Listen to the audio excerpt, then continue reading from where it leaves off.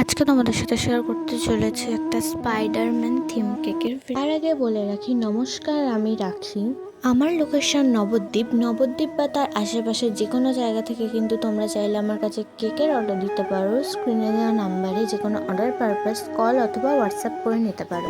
কেকটার reference পিকচারে red কালারটা ছিল whip ক্রিমে করা, বাট আমি এটা করেছি নিউট্রাল জেলে, কারণ অতটা রেড কালার ক্রিমে মেশালে ক্রিমের টেস্টটা হয়তো নষ্ট হয়ে যেত এবং তিতো হয়ে যেত। কেকটার রিভিউ খুব ভালো এসেছিলো। আমি ভিডিও লাস্টে তোমাদের সাথে সেই রিভিউটাও অ্যাটাচ করে দেবো।